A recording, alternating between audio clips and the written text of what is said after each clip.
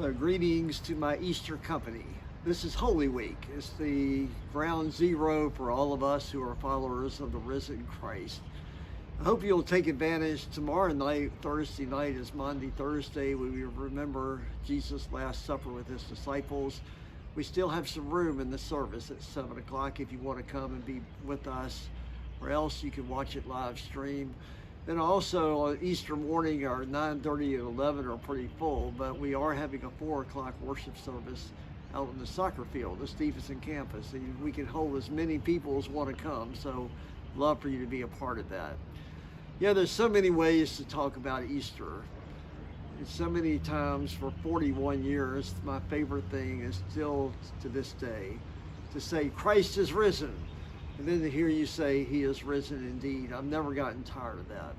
I want to tell a story that's I love for the Easter to bring it the truth home. It's about a 2-year-old girl named Kristen who went on a summer weekend camping trip with her family. It was her very first one. When they finished eating dinner that first evening, a loud buzzing insect came out of nowhere and zoomed on the poor defenseless Kristen, dive bombing her without warning. At first, the 2-year-old was just startled, but when it continued circling a few inches from her face, she became terrified. It took her parents several minutes to calm her down. But from that moment on, all innocence was lost. She was just scared of bugs for years, and nothing could be done to overcome it. So finally, one thing worked. It was her Kristen's Aunt Debbie who came to the rescue. She was enrolled in a literature course that summer, and the final assignment was to write a children's story. Naturally drawn to her niece's family predicament, she ended up writing a story about a little girl who was afraid of bugs. When she finished writing it, she asked if Kristen would like to hear it. Like any child, the little girl eagerly climbed into her aunt's lap and listened with rapt attention.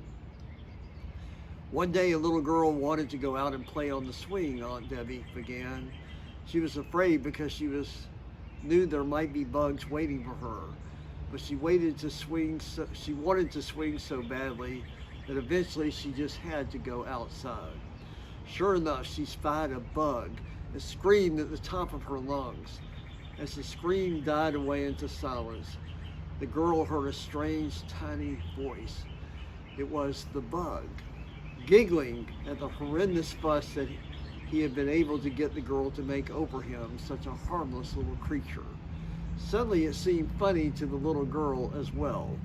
She joined in the laughter with the bug that had scared her and turned a somersault in the grass. The end. Kristen looked up at her aunt intently for a moment, and then she simply said, "Read it again."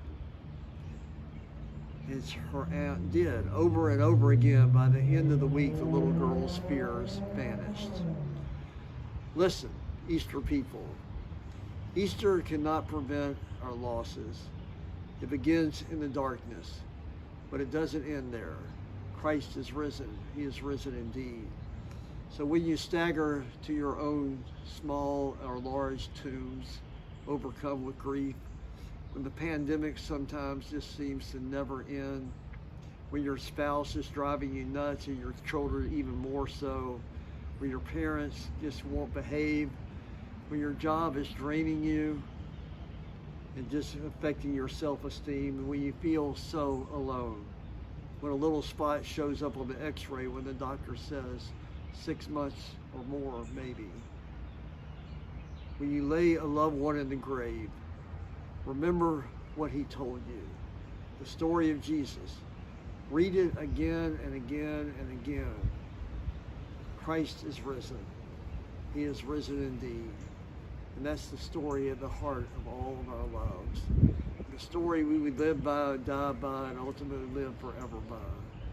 Christ is risen. Read the story. The story tells you everything you need to know. Thanks be to God.